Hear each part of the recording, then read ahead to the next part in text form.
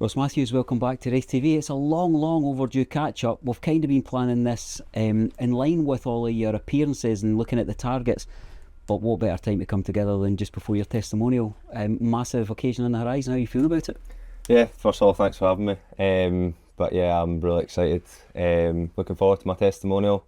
It's obviously my 12th season now at the club. We've had the first event, which was a golf day. It went really well, and we've got the upcoming game against Hearts on the 9th of October, which I'm really looking forward to. Well, we're going to cover your Rovers career. We're going to obviously speak about the testimonial, but really I was thinking, what do we want to get out of this interview? And I think that we do a good job if we leave Raith Rovers supporters feeling they know you a wee bit better. That's the bit that we don't, I think, capture in pre-match and post-match because we're so caught up in the energy of competitive football. Does that sound alright? Yeah, sounds good to me. Let's start with the stats. You know me, I love stats, and to be fair, I think you football players probably like them as much, if not more than I do. It's now 301 games for Raith Rovers. 18 goals. Does that come as a surprise? Kind of. It's just as little as what I thought it was. Yeah, I'd be lying if I said I remember all 18, but I definitely remember a good few of them. Here's a great stat for you. You currently sit 27th in the all-time appearance list for Raith Rovers Football Club since 1883. Yeah, that's a pretty good stat. Hopefully I keep climbing that table. 8 managers plus Yep. caretakers. There's been a few. We'll speak a wee bit about your time under various kind of stewardships, and as you say, kind of 11 years into a 12th season, so a fair few ups and downs. Yeah, I mean, like any footballer, there's been a lot of ups and downs. There's definitely been some great moments over the 12 years. There's obviously been the relegation, which was a really low moment, but we've always had the promotion back to the Championship, the Challenge Cup win, and then going so close last season. It's been a roller coaster. Roller coaster is what they say, isn't it? Yeah. We'll pick through some of these, but let's start at the beginning. Wee Ross Matthews kicking about. When does football enter into your life? What's your earliest football memories? Because I know there's going to be a great synergy with Arab and Lothian.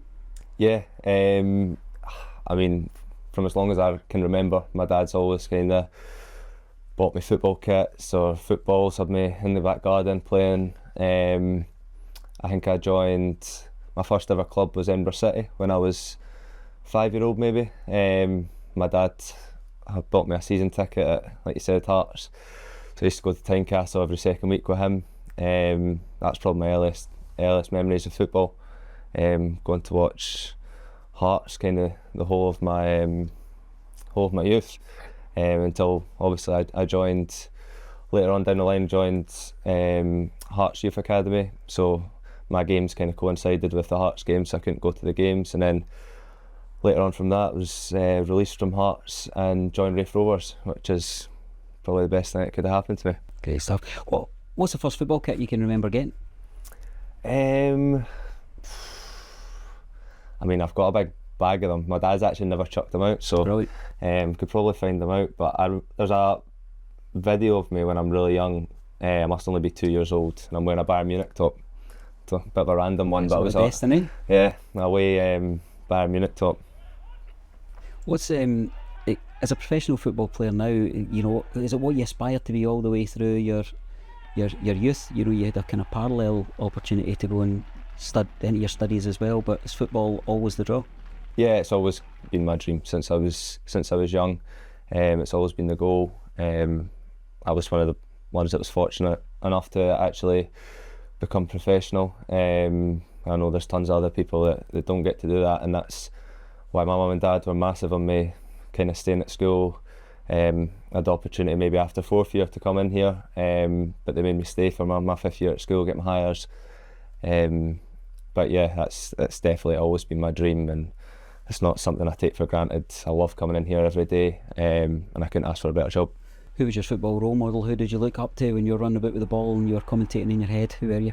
There was quite a few, to be fair. When I was really young, I'll probably take stick a few of the boys saying this, but it was actually Colin Cameron. One of my first art strips had Cameron 10 on the back.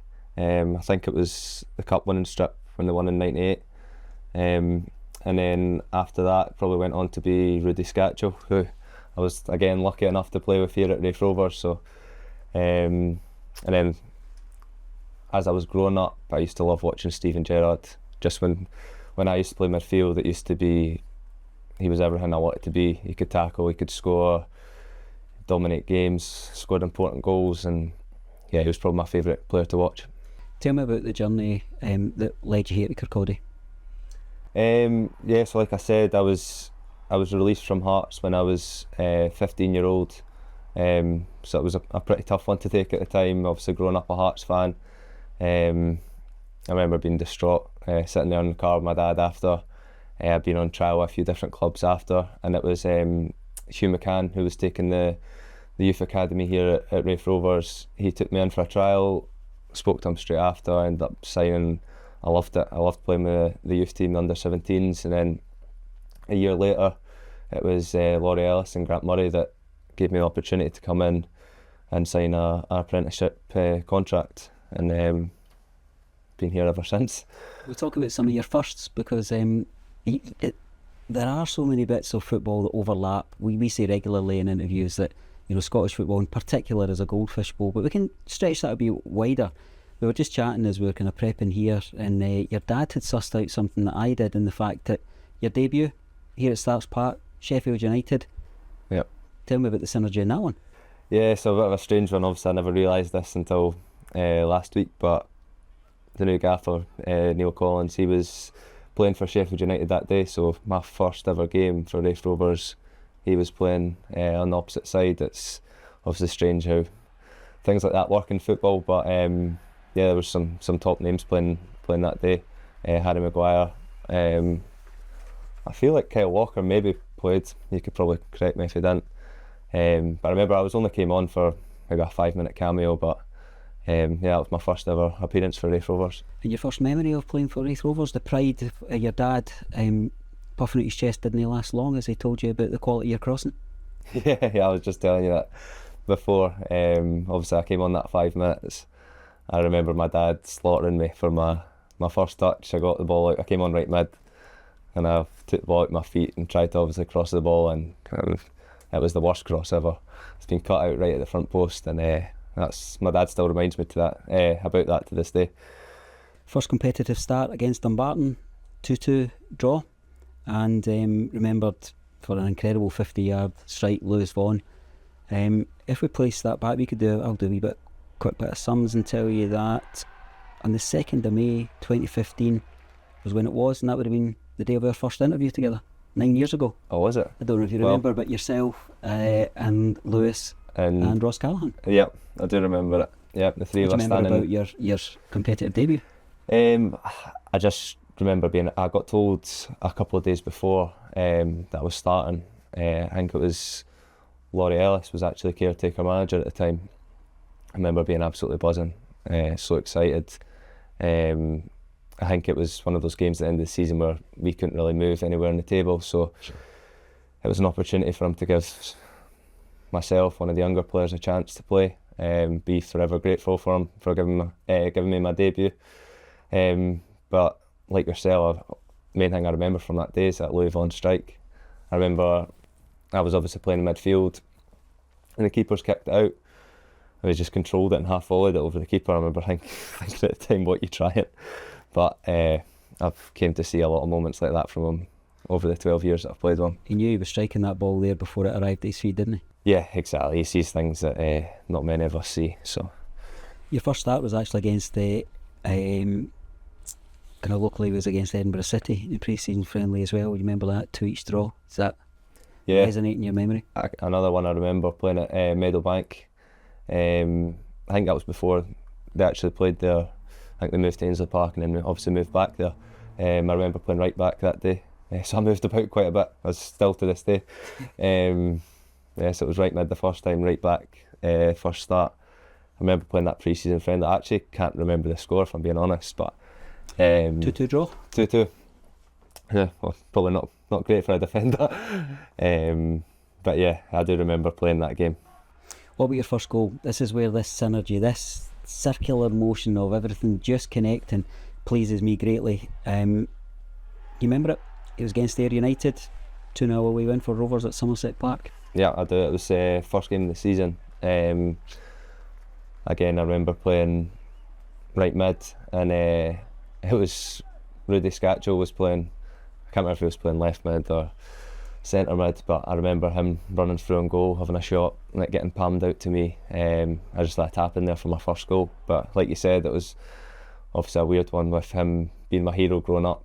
I used to obviously have strips with his name on the back. I remember having once when I was younger, I'm signing my football boots, and I used to run about hitting the ball with my left foot pretending I was him. For him to, I don't know if it counts an assist, but kind of set up my first goal. Yeah, it was a pretty surreal moment. I went and had a wee look back in the archives to listen to the commentary for the goal, and that's exactly, you've described it perfectly. Scatchell shoots, it's save, rebounds coming out, and Ross Matthews on hand to tuck away the rebound. Yeah, Great memory. Yeah, it was. I'll never forget that one. I don't think many people forget the first goal. I actually remember watching that back. You can hear on the highlights my dad actually shouting from the stand. He was that excited. So that was a pretty good moment. And Rudy tweeted you quite recently a picture of you presenting him with a man of the match trophy. Yeah. I used to travel with Rudy when he was here. So again, it was pretty surreal. But when I was younger, I presented him with man of the match from one of his games at Hearts. So I sent him the picture, and he put it out on social media, which was pretty cool, trying to get some Hearts fans along to the game. We'll come back to your testimonial because that's an incredible privilege, I guess, for us to see a player that's stuck with the squad and the team and the club for so long. But I want to work through some of your highlights, and then we're going to hopefully have a wee bit of nonsense as well in our chat. One of the highlights, and I'm really conscious of this, that when we speak about Ross Matthews as a group of supporters, we always come back to a game that we didn't win. We didn't get a trophy, we didn't get 3 points, and that was a game, a 2-0 defeat at Celtic Park, where you're up against now Ayr United manager Scott Brown, and it was a game where you just showed your potential as dominant best. Is that a game that sticks out for yourself? Yeah, it was probably one of the first kind of the bigger games that I played in. It was Ray McKinnon was the manager then, and it's different. Obviously, some managers name the team a couple of days before, some name it at the time, and he was one of them that just named it the day of the game. So I had no idea I was playing, did not expect it. Obviously, turned up at Celtic Park and he pulled over the team sheet, and I was kind of shocked to see my name there, to be honest. But I loved it. Obviously, the result wasn't the best, but just playing in a massive stadium like that against top players, I loved every second of it. I was at the back of the media section. Obviously we were kind of filming for RaithTV and commentating and such, and obviously you're at Celtic Park, so there's a much larger kind of journalistic presence. And as we were going down, as you head up, journalists who maybe don't see Rovers as much as we obviously do are asking, who's this guy, what's your formation going to be and such. And as I came down, the journalists were almost a man and a woman saying, that's a player, tell us a wee bit more. But I can remember meeting you in the touchline. I was waiting for the manager for post-match, and I wonder if you remember what you said to me. I don't know, I remember being raging when I came off, because that's exactly what it was. I had a great chance. I think it was Effie Ambrose headed it out to me, and I've tried to volley it from maybe just inside the box, and honestly that's all I went home thinking about, thinking I should have scored at Celtic Park. And it actually still annoys me to this day, because it was a good chance. It annoys me more. But I remember actually walking off the pitch when I got subbed off, and that's all that was going through my head. Are you a Supercritical player? Do you go home and beat yourself up over the tiny bits of gameplay? I wouldn't say I'm overly critical, but I definitely think about it a lot. I think most players do. When you lose, you obviously can't help but think about what you could have done better, and even when you win, you're still thinking about again what you could have done better. But I think I was always like that when I was younger, but even more so probably when John McLean came. He was really big on video analysis, so I used to watch a lot of the game back, so you'd see a lot of the clips from yourself and you'd be able to analyse your performance, and that definitely, my mindset kind of changed at that point, and kind of watching back how I was playing and what I could have done better. And that's probably credit to him. I'm aware for young players when they come into the squad, at first there's almost a bit of kind of orientating yourself to your new environment, and I know that you kind of, well, like ourselves when we're supporters, we tick off all the grounds that we've watched Rovers in, and for yourselves it would be, I mean, your first season you played at Easter Road, you played at Parkhead, you played at Ibrox. At what point do you move from I'm getting the opportunity to play at these great stadiums to actually just thinking, I belong here, I'm a professional football player, I'm representing Raith Rovers, this is fine?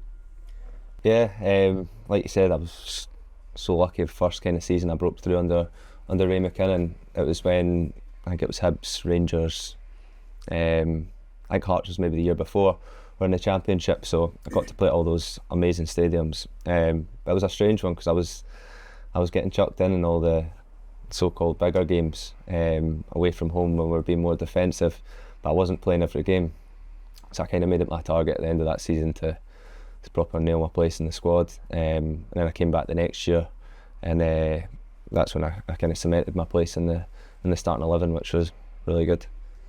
Grant Murray and Rangers are kind of linked through the Ramsden's Cup final, but again for some of us who hadn't seen it in our lifetime, we went there in the Scottish Cup and you were an unused sub that day, but what was that day like when we knocked Rangers out of the Cup, 2-1 victory?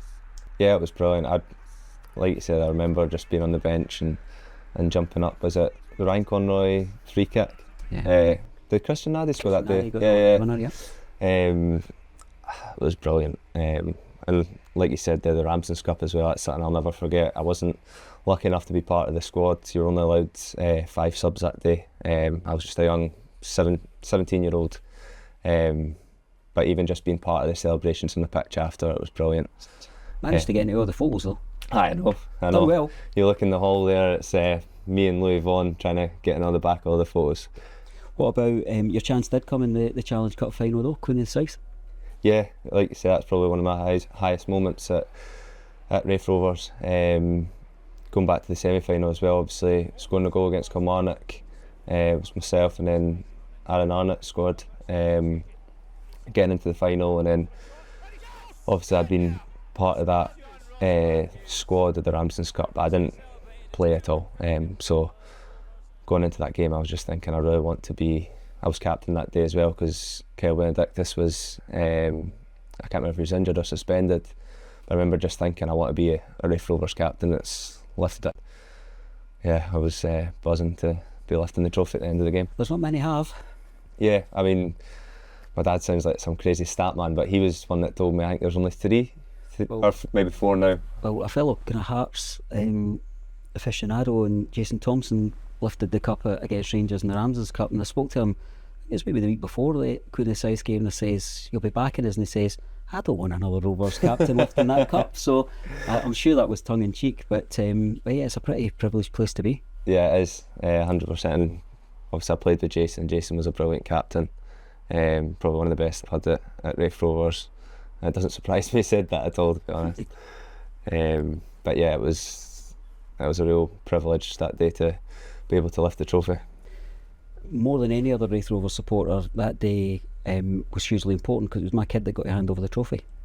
I do remember and had it been a defeat, what an opportunity that would have been lost. You don't get many of them winning a competition and being put forward by your peers to represent the club. So yeah, I remember that clearly. I just remember the support that day being absolutely brilliant. After the game, no one was leaving. I remember I couldn't get back to the changing room after, just because all the fans wouldn't leave, all wanting photos and things signed, and yeah, the support was brilliant that day. Last season was a high as well. You know, in theory, 90 minutes away from the Premier League. We know where we want to be, and we don't know how long it's going to take us to get there, but we've been 30 odd years in the wait, and we went close, didn't we? Yeah, it was obviously a disappointing end, but when you obviously right at that time you're absolutely gutted, like I explained earlier, analysing everyone, beating yourself up, but once that time kind of passes, you analyse the whole season, and it was a brilliant season. Came so close, and yeah, I think brought a whole kind of togetherness back to the club. It was probably the best season since I've been at Raith Rovers to be part of. What was the magic potion that got us such a successful season? Was it just a group of individuals? Was it the atmosphere for the support? Was it the belief? Was it that kind of X factor that you can't put your finger on? Because, I guess if you could distill that, you and I are going to be billionaires. But we always chase that season and we experienced it, and there's nothing to say that we can't have it again. Yeah, exactly. It's probably a combination of all those things you've just mentioned. There was some brilliant moments. We kind of had that never give up attitude. The amount of late goals that first half of the season was ridiculous. Obviously I was injured, so I wasn't fortunate enough to be playing first half of the season, but even just being part of the squad watching it, it was absolutely brilliant. The fans were amazing as well. We just had some unbelievable, not only as a team but some individual moments which were amazing, and then you kind of get that momentum, keeps going, and we're just kind of rolling on the whole season. Do you think we've got, it's a loaded question incoming, do you think we've got the capacity to be a Premier League club 100%. and one that can sustain a place there? 100%. You see all the work that's going on here. I mean, if I showed you, well, you'll know better than me, but the Raith Rovers that I joined compared to now, it's night and day. Constantly making improvements, not only on and off the pitch, and definitely could be a Premiership club, and that's definitely the goal. I think it would be kind of fruitless if we didn't mention that it's not been the greatest start this season. What's on the horizon? What's turning it around, and how does it feel working with new manager and full of expectations for what's ahead? Yeah, I think everyone can say it's been a really disappointing start to the season, but it's not for a lack of effort. Boys are in here every day, grafting, working as hard as they can to turn that around, and I'm confident we can turn that around. The manager's been a pleasure to work with since he's came in. His training's been really intense. He's tried to he's only had a week with us, but I think everyone can say they're learning a lot from him already. I think it's a matter of time until we get back to winning ways. What about the one thing that's constant in football is change. You've got a new manager comes in, we see, and we've spent time with Neil in a very different setting, very likeable, very knowledgeable. What's his training like? It doesn't strike me as he's going to be getting the hairdryer treatment out, but is he strong-willed? Can he make you a better player? Oh, 100%. I think that's what we've seen so far. His training, everything's got a reason behind it. I've noticed that straight away, so whatever we do during the week's got obviously a purpose geared towards the team we're playing and how he wants us to play. Like I said, he's been a joy to work with. I feel every day like I'm learning. He puts real demands on you, so you can't slack off and train. Not that anyone would anyway, but just make sure you're always at it. And he's a manager that I definitely think I'll improve under. And that's, as a player, that's what you want. You want to be constantly improving. You want to be the best version of yourself, and I think he's definitely the man to get that out of me and all the other guys in there. We know that you'd wear the gloves, you'd step in as a ball attendant, and you certainly have done the commentary and such, just representing Raith Rovers, and it means a huge amount. What do you see your future in terms of positional, in terms of developing your kind of utility value to the squad? Yeah, obviously I've played a lot of positions, especially pretty recently. I still see myself as a midfielder, but I'm more than happy to play wherever I'm asked to play, as long as I'm doing a good job for the team.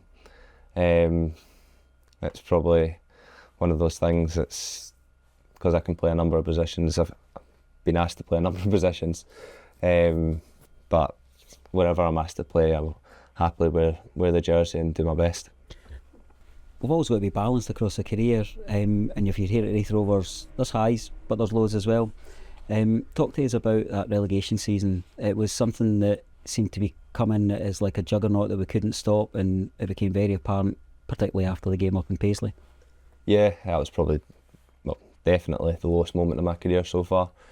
I remember the feeling after that game we got relegated, and I never want that again. It was horrible. It was just kind of got ourselves into a rut that season, and I was still a young player at the time. I couldn't really get out of it, but I'm glad that obviously took our time in League One, but managed to finally turn it around and once we got relegated, I was desperate to be part of the team that got promoted. I didn't want to be remembered as part of the team that got relegated. I wanted to be part of the team that got us back up there, and now I want to be part of a team that gets us up to the Premiership. Robbed a wee bit of the celebrations and all of the kind of COVID shenanigans and everything that went on. I think Hearts fans will be throwing their cups of tea at the radio, listening to this or whatever they're consuming the interview. What was that like at the end of that season, not quite knowing what was happening, aspiring? We were top of the league, we'd been there, but opposition are rightly putting forward a counter argument. Yeah, it was a strange one. I remember obviously being top of the league, and it was John McGlynn actually came in and spoke to us in the changing room and said, like, you just make sure you win Saturday, because this league could be getting stopped. Make sure you're top of the league just in case it does. And obviously he's left the changing room, we've all burst out laughing and saying, they're not going to stop the league. And then Hearts, they couldn't believe it when it happened, and it ended up being bang on with it. There was nothing we could kind of do as players. We done everything we could to make sure we were in that position to be top of the league. Obviously it was a difficult one, with obviously teams coming down and going up, but we were just fortunate enough to be the team that was going up. Speaking about kind of low points, it's a thing that kind of travels through all the careers that you boys have. I was thinking of, I can only really recall 2 major injuries. Obviously your toe we'll speak about is the kind of core thing that's held you back, but you had an eye socket injury, am I right in saying that? Yeah, so away at East Fife, I went up for a header, and that's probably the last thing I remember, to be honest. I remember kind of lying down on the ground, opening my eyes, and Reagan Hendry just looking down at me, like shouting people to come on, and just feeling my face. I had kind of like a big massive indent in my face.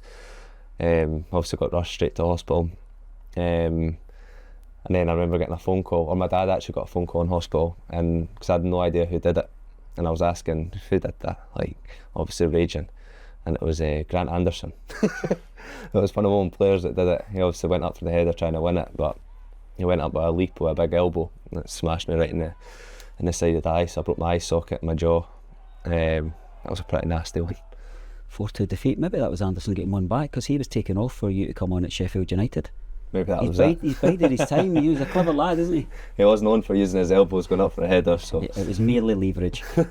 What about the toe? I guess the thing that there was a question that nobody dared to ask round about Starks Park, and us having known each other for so long, we did have a wee chat about it, certainly off camera, about, you know, how close mentally, beyond physically, did you come to thinking, I think that's it, I think I'm done? Pretty close, if I'm being brutally honest. I was just something I couldn't get over. Obviously it sounds so stupid, but my big toe joint, I couldn't put pressure on my foot, so anytime I was running I was just in agony, and then I had, looking back on it now, some pretty bad advice to get surgery, and the surgery made it 10 times worse, where before I could run but I was sore, whereas after the surgery I couldn't even run. And then obviously I was trying everything, trying to see, I was getting in touch with as many specialists that I could have. Like I said, I tried absolutely everything to get back, and I just couldn't get to the bottom of it. And at that point I was looking at different avenues, thinking of what am I going to do. But the massive turning point, to be honest, is when the new staff came in and I had a chat with John Potter. I can't thank him enough. He got in touch with a top physio down at Newcastle United that he'd worked with at Hibs, and I worked with him. I used to drive down to Newcastle once a week for about 2-3 months, and then I was gradually kind of getting improvements, and then by the end of that season I was seeing a massive improvement, and then I started kind of seeing a bit of light at the end of the tunnel, thinking I might not need to to give up here. But yeah, I had some low moments during that time. I've probably not really spoke about it, to be honest, but I was thinking about giving up, but thank goodness that I've not won. I know it's a hugely kind of emotional thing, so I'm not going to push you on it. It's the benefit of being here at Club TV. We don't need to go chasing a story and a headline, so I'm going to kind of step back a wee bit from that. but I knew that you came through that kind of emotional turmoil. Who was there to help you? Who was there to offer you advice, guidance, and just a shoulder? Is the football environment one where those people are around? Yeah, 100%. I was lucky enough that I had brilliant teammates. I think everyone knew how frustrated I was, so everyone was constantly asking how I was and how I'm feeling, and that in itself can actually be annoying at sometimes. But I knew that I had their best intentions. But obviously travel with Louis Vaughan, who, I mean, what I've went through, he's went through 10 times worse with his knee injuries. So I used to speak to him about it quite a lot.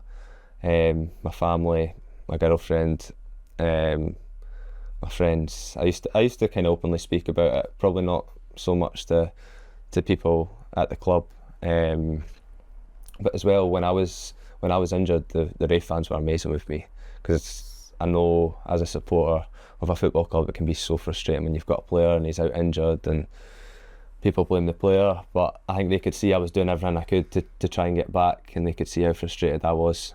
So when I used to do the hospitality, I think, every weekend.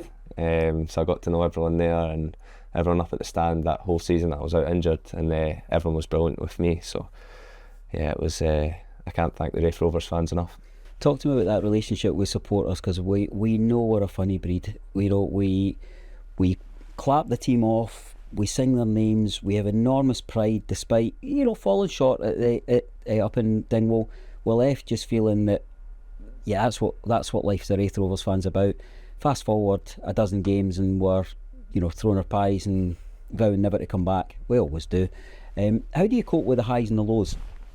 I think everyone in football you learn how to cope with it. Like, I think Raith Rovers fans are like that because they're so passionate, which is brilliant. I was like I said, I was a Hearts fan growing up, and I seen it all at Tynecastle. Hearts fans getting right behind the team when they're doing well, and other times when they're not, it can become toxic at sometimes Tynecastle. But I mean, the Raith fans have been brilliant throughout the time that I've been here. Last season's probably the best. I love the away support. Personally, I think the away support's brilliant. They always bring a great atmosphere. That game at Tannadice at Christmas still kind of sticks in my memory. The fans celebrating after. And yeah, I think, like I said, the Raith fans have been brilliant throughout my career. Can you remember a point in your life where you first heard the name Raith Rovers? As a kid, were you at a game? Did you visit Starks Park? Were you playing Subbuteo? I've always been obsessed with football, to be honest, so I think I've probably known them my whole career, but I do remember in one of my youth teams I actually ended up playing here, Elliot Ford. Oh, yeah. He was a massive Raith Rovers fan, so he used to always talk to me about Taddy. That was his favourite player. Absolutely. But I remember coming past in the train when I was younger and looking at the stadium. Like, that's what I used to think of, Taddy, because of Elliot Ford. He leaves an impression for most of us, does there, Gregory? What about the club in the wider sense? You've been here for so long, Ross. We know that football clubs, it's a structure, it's a pitch, and it's about a community coming together on a Saturday. But actually, day to day, week to week, year upon year, football clubs are just about people. Tell me about the people you've worked with here. Tell me about your relationship with more than just your teammates. Yeah, I think that's probably the number one thing I love about this club. It's a proper community club. Like you said, there's been so many people that have been here over the years, and so many people that are still here, like yourself. Si, the kit man, Linda does the laundry, and honestly, I don't think I've met a bad person here. Every single person, like going back to my injury, Linda and Si were two of the people that I forgot to mention. They were always talking to me, yourself, keeping me upbeat, making me feel part of it. So it's a proper community club, and that's a massive part about being part of this football club. And I've learnt that over the years, and I'm proud to be part of it. What about the testimonial season then? Let's come on to that. We're going to welcome Hearts. We're hoping for a big turnout as we always do, and we know it's a club with the travelling numbers. Talk to me first about the pride that brings. Yeah, it's amazing. To be at a club this long, it's a great achievement, and obviously to to play against Hearts in my game. Like I said, I grew up a Hearts fan, so it'll be a pretty special moment. I've got a lot of family and friends that are planning to come to the game, so I'm sure it'll be a great occasion. We'll cover it on RaithTV as well for folks that can make it. A testimonial is a bit more than just the one game of football. It'll be you'll have a committee set up. Tell us about the work they're doing. Tell us about the other events that are taking place. Yeah, the committee's been working so hard. Massive thanks to them for all the work so far. But obviously with the golf day, went absolutely brilliant. We had that the start of the season. We've got a darts day planned for the end of October, which I'm not actually sure I'm allowed to announce. So hopefully by the time this interview is out, it'll be announced. And then after the new year, we'll hopefully have a brunch or a dinner with some speakers and get the fans along. Be a great kind of day / night out.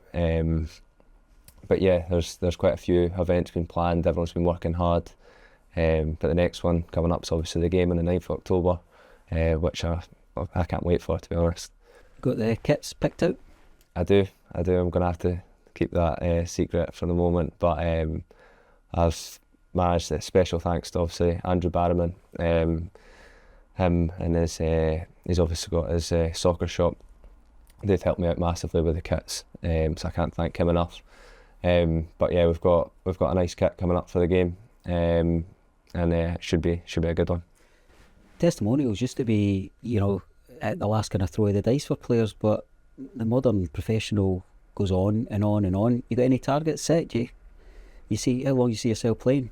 Yeah, I mean, I definitely don't see myself retiring anytime soon. I'm only 28. I've got plenty of years left in me, and obviously I'm feeling fitter than ever after overcoming those injuries. I've kind of took my fitness to the next level, making sure I'm eating all the right things and doing extra kind of rehab before training and doing all my gym stuff. So I'd like to think that I'd have quite a few more years left in the tank.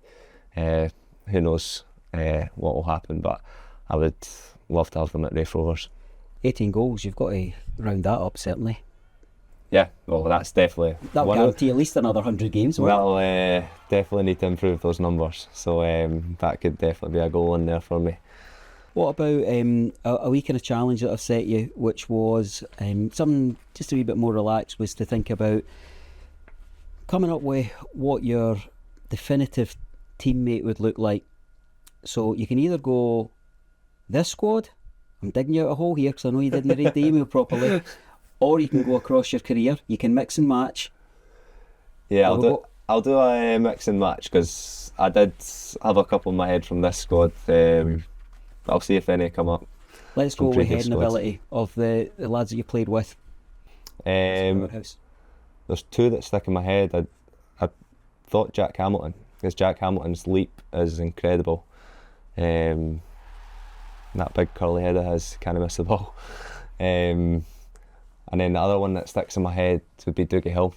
I remember when I first came in, he would head anything, he would kick anything. And I remember actually being quite scared of him when he first came in. I remember putting in he'll probably remember this as well, I put in a challenge in against him at training, and him chasing me about Bathgate Training Centre, trying to hit me back, and honestly, I was so scared. Do you find that the guys that are really, really particularly nice off the park have got that extra intensity on the park? Yeah, I mean, Dougie would be one of them, wouldn't he? 100%. There's so many players like that as soon as they step in the pitch, it's like they're a different animal. He's one that comes to mind. Davil, he's another one that comes to mind. And getting kind of chucked in an environment like that when you're young, it's interesting to say the least, and you learn quickly. And it's kind of thanks to those people that I kind of turned out the player I am. I'd like to think I get stuck in, and that was because you kind of had to defend yourself in training against people like that. I like that you've thrown in Jack as well, because another player who has been so frustrated with injuries, and I think we all know that we've not seen the best of him. He's got far more in the locker than he's had the opportunity to show, but hopefully that's turning. Yeah, 100%. Jack's a brilliant player. I think he's got all the attributes. He's big, he's strong, he's athletic, he's actually probably wouldn't think about. He's really, really quick. And like I said, he's probably one of the best headers of a ball that I've seen. And he's going to be a massive part for us this season. Right. Pace. Who's the rocket? Pace. I'd probably have to stick with the current squad and be Callum Hannah. He is absolutely rapid. You should see, we get obviously our GPS scores after each game or training, and everyone's kind of in a zone kind of next to each other, and he's at the top of the table, miles clear of everyone. He's probably the quickest player I played with. The only other one I can think of, he didn't play many games, but Timmy Abraham. I know, I'm so random, but he was absolutely rapid.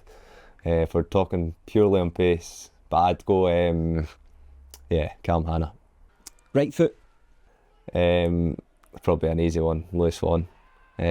Like I said, that first goal, my debut against Barton, no one else is managing to do that, even thinking about it. Seen him do some incredible things, not only in games but in training over the years. Yeah, I think that's a pretty easy one for me, Lewis Vaughan. I think switch over.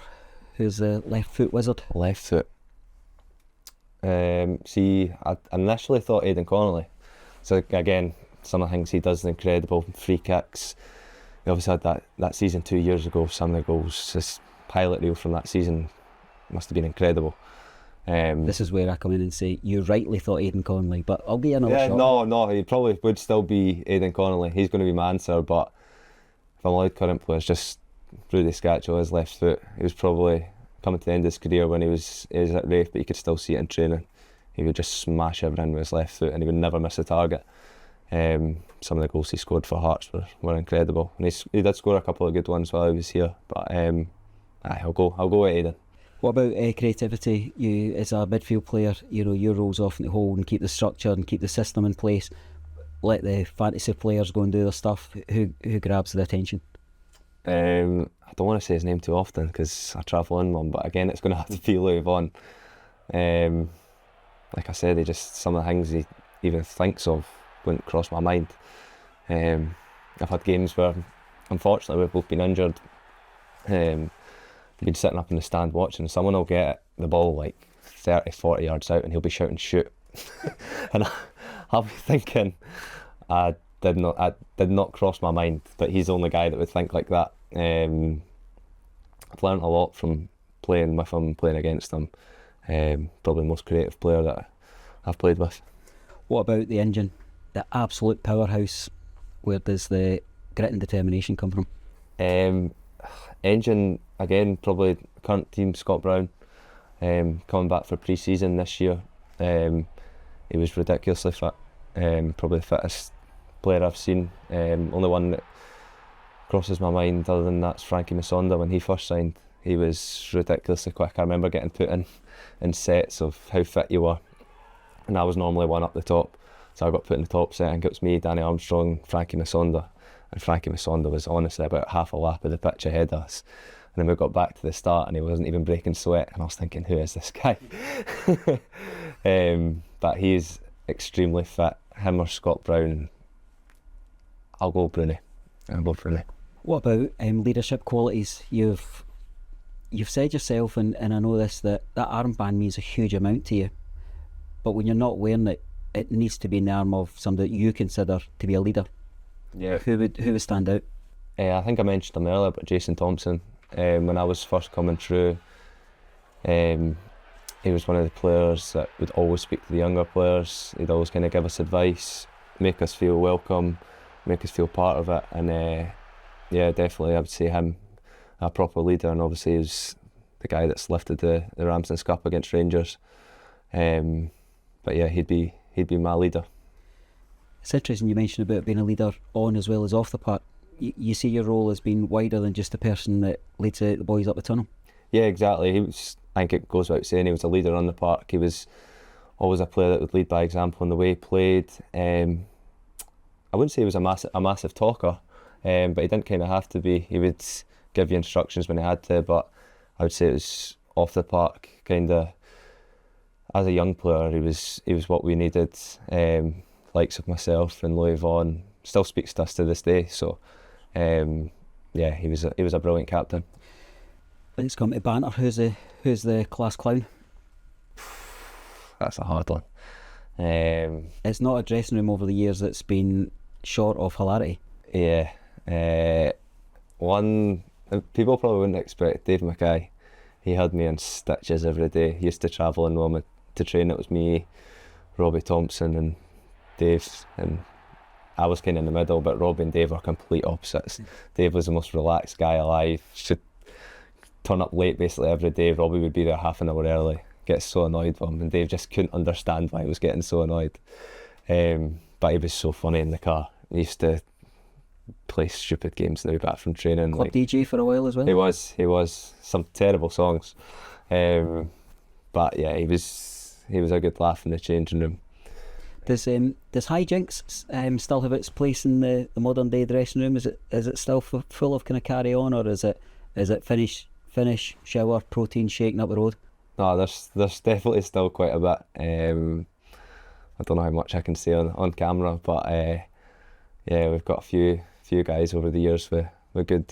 We've got Zach Rudden with a brilliant prank call last year. I probably can't say it on. Oh, you've teased us now. You've teased us now. But yeah, stuff like that goes on all the time, and it's just the sign of a good changing room. All the boys take it really well, but the best days for that was when I was an apprentice. Myself, Lou Vaughan, David Bates, Jamie Watson, Cam Robertson. We weren't allowed to leave till, obviously the first team players get to leave at 2-3 o'clock whenever training finishes, but we'd be staying back, mopping the changing rooms, cleaning all the boots, and weren't allowed to leave till 5 or 6 o'clock, and we would just get up to nonsense that whole time until we were allowed to leave. It was brilliant. I mentioned about the managers you played under, kind of 8 full-time managers with John McGlynn, Grant Murray, Gary Locke, Ray McKinnon, John Hughes, Barry Smith, Neil Collins and Ian Murray. What have you picked up? Is there anything that particular managers have brought to your game? I think it'd be probably too hard to pick out any individual, but every manager has his own strengths, and I've definitely learnt a lot from each one. As I mentioned earlier, John McGlynn was massive on video analysis, and I feel that kind of improved me as a player a lot. He used to kind of take me in the office and show me things, what he liked that I did and what he didn't like and what I could have done better. So, I mean, every single manager, I've not got a bad word to say about anyone. I learnt a lot from everyone, but he's probably the one that I look back on. He probably had the biggest influence in my career. And then going back, actually, another big influence was Grant Murray and Laurie Ellis. When I first came in, Laurie was very similar. His role was kind of looking after the apprentices, and he used to take us out after training and practice things on our week through or position specific things. So he'd take, David Bates for heading practice, or myself for passing. And he was another one that had a massive influence on my career. Interviews with RaithTV generally always end the same way, and that's me allowing you to speak directly to people far more important than us. Speak to Raith Rovers supporters and tell them what it means to you to represent their club, our club. Yeah, it means everything. I'd like to think they know that already, that every time that I wear the strip I will give 100%, try my hardest for the club. And I know as a supporter club that's what you want. I can't thank them enough for over the years, all the support. Like I said, through the low times and the high times, through my injury problems, they've been absolutely brilliant with me. And I can't thank them enough. I hope to see as many of them as I can at the testimonial game versus Hearts, and I hope to be able to thank them by bringing them some success over the next couple of years, preferably this year, getting promoted. Looking forward to your testimonial.